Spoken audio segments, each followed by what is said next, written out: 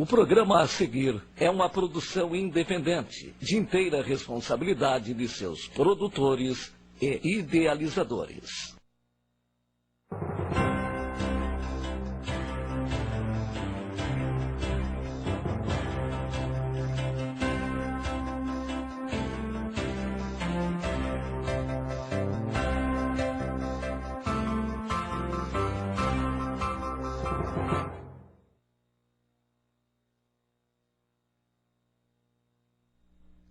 Olá, para mais um programa Momento Previdenciário aqui na TV Mar em Rio Grande e na TV Cidade de Pelotas.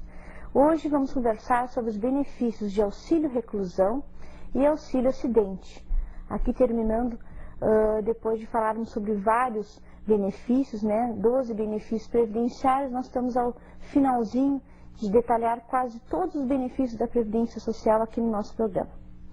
Então, em relação ao auxílio reclusão, vamos conversar sobre quem tem direito, quais os valores, os requisitos para a sua concessão. O auxílio reclusão é um benefício que se iguala à pensão por morte. A diferença é que, na verdade, o segurado, que contribui para a Previdência Social, ele está recluso à prisão. Então, todo aquele que estiver recluso à prisão, ele poderá sim gerar um benefício de auxílio reclusão, desde que antes de ser recolhido à prisão, tenha mantido a sua qualidade de segurado. E como ele mantém a sua qualidade de segurado? No caso, ou ele estava trabalhando como empregado ou contribuindo para a Previdência Social, como contribuinte individual ou facultativo, ou, se não, ele estava dentro do período de graça, aquele período que nós já falamos várias vezes, que é um período em que, embora esteja desempregado, ele permanece mantendo seu vínculo com a Previdência Social. Então, nessas duas situações, se o preso, aquele que é recolhido à prisão, ele mantém o seu vínculo com a Previdência Social, ele vai gerar o benefício aos seus dependentes. Quem são os dependentes? É sua esposa, companheira, filhos, que comprovem, então, essa dependência financeira. No caso dos filhos e esposa, não há nem a necessidade de comprovação dessa dependência, uma vez que ela é presumida. Então, todo o rol dos dependentes da Previdência Social terão direito a receber o auxílio reclusão daquele segurado que foi recolhido à prisão, desde que ele mantenha ativo o seu vínculo com a Previdência Social, através do emprego ou de contribuições previdenciárias. O segundo requisito, no caso, é também que ele esteja em regime fechado, porque o regime fechado é que impede que ele tenha, que trabalhe fora, que possa ser libertado através, no caso, do dia e ficar de noite. Então, ele tem que ser regime fechado para ter direito ao auxílio reclusão. Porque se for regime aberto, em que possibilite ao preso trabalhar durante o dia e ir para a prisão durante a noite, durante o dia ele trabalhando, então vai cessar o benefício, já que ele vai trabalhar e vai contribuir para a Previdência Social e vai poder manter a sua família. Então, somente nos casos em que há o regime fechado. No caso, o início, nós já vimos, é a prisão desse segurado. E o final do benefício de auxílio reclusão é quando ele é solto, no seu livramento, condicional ou não, e, no caso, quando ele recebe o regime aberto, em que ele começa a trabalhar numa empresa, também é outra situação que cessa o benefício de auxílio reclusão. No caso da fuga, a fuga desse segurado, que gerou o benefício de auxílio reclusão, a fuga é uma causa que suspende o recebimento do auxílio reclusão. Obviamente, como se fosse uma penalidade também, a família também sofre em função da fuga, porque, na verdade, se tentou criar alguma penalidade para que talvez o preso que está em fuga se sensibilize, não seja beneficiado com o próprio benefício da Previdência Social.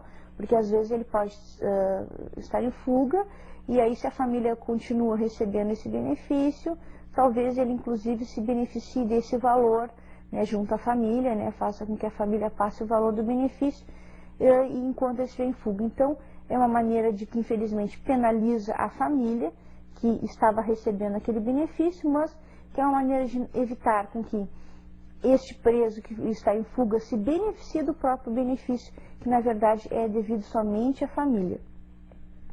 Então, em fuga, ele é cessado e retorna e é restabelecido quando ele é recapturado. Agora, o auxílio reclusão, ele não vai ser concedido quando o próprio segurado está em auxílio-doença, né, ou já é aposentado, porque aí sim geraria 2 benefícios e não há possibilidade. Então, se o preso, né, antes de ser recolhido à prisão, estava recebendo uma aposentadoria ou auxílio-doença, né, algum desses benefícios, quando ele é recolhido à prisão, ele continua recebendo esse benefício, certo? Sendo que a família pode receber esse benefício através, né, de procuração, junto ao INSS, recebe o benefício e aí não tem problema nenhum. Só não vai receber o auxílio reclusão juntamente com a aposentadoria ou auxílio-doença do segurado, porque aí seria indevido, seria 2 benefícios. Esse segurado estaria gerando o que não é permitido perante a lei. Outra característica também que faz o auxílio reclusão se igualar à pensão é em relação à carência, né? A carência que é aquele tempo mínimo que é necessário para que o segurado tenha contribuído para gerar um benefício. Nós vimos aí que o auxílio-doença tem tempo de 12 meses, a aposentadoria, né? Enfim, todos os benefícios eles possuem um número mínimo de contribuições para serem concedidos. No caso da pensão por morte e auxílio reclusão, por exemplo, não há necessidade de carência. Vamos ver também o auxílio acidente, também é outro benefício que não há a necessidade da carência. Ou seja, se ele está trabalhando hoje, começou pelo emprego hoje, amanhã ele vai ser recolhido à prisão, igual a família vai ter direito ao auxílio reclusão. Igualmente, como se processa na pensão por morte, né? A pensão por morte, se aquele segurado tem apenas uma contribuição previdenciária, se ele vem falecer no dia posterior, também a família vai ter direito ao benefício da pensão por morte. Então, a mesma forma é o auxílio reclusão. Neste caso aqui também, né, o benefício de auxílio reclusão, ele não conta para tempo de serviço, né? Vamos aí diferenciar do auxílio doença, né? Ele não tem nada a ver com o auxílio doença.